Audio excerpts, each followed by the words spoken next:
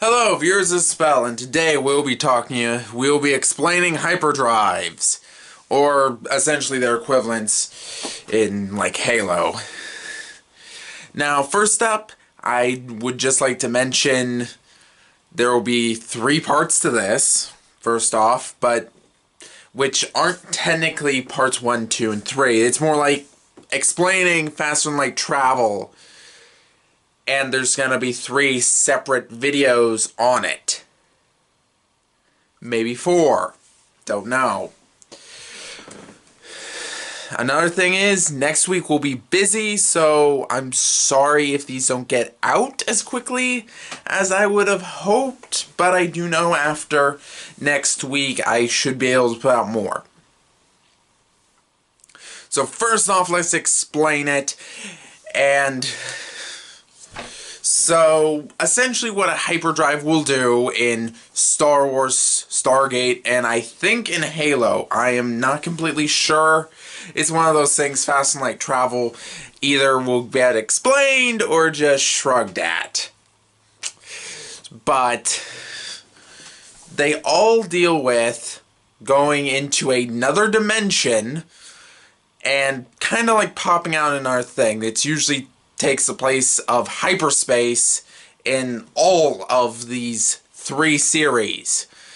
In fact, Halo and Stargate have a very similar method of fast and light travel. You open up the portal, you go in the portal. So, you have that. But they're actually based off of a scientific theory that is actually, currently being worked on. It isn't as good as some, like the next video, which we'll be talking about warp, but it's still very interesting. And it's kind of an interesting thing. It's kind of like you have a piece of, you say this is space, and this is your ship.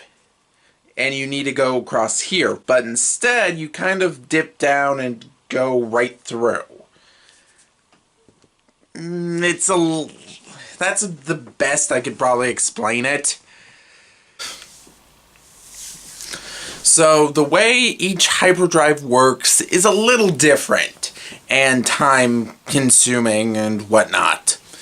But since I mentioned them in the title, I'll just touch on some of the nuances of Stargate, Star Wars, and Halo. So first off, Stargate is kind of interesting because the speed and duration you can be in hyperspace is dependent on your energy output. If you have more, you can travel faster, and if you have less, you can't.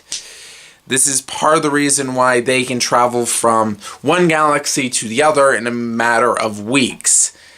And in a matter of days, if they're using a ridiculous amount of energy, like in one of their supercharged things.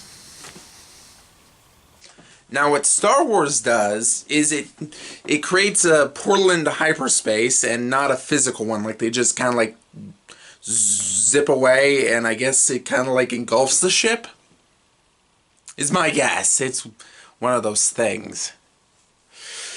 And when it does it, it puts a bubble around the ship, protecting it from getting thrown out of hyperspace. Now, another interesting thing Star Wars does is that objects have shadows in hyperspace, or essentially large planets or whatever have a presence in hyperspace. Same thing with probably a lot of things. But so if something's a certain mass, it could destroy your ship. So that requires hyperspace lanes, which are essentially a network of roads and trade routes going through the Star Wars galaxy. That's just kind of interesting to me. Now, Halo, I honestly have the least amount of information on. but it's kind of similar to the other two, and depending on what era you're at, they seem to be able to go a certain amount of time in hyperspace and then have to stop and then get going again. I'm not sure why, but that's about it.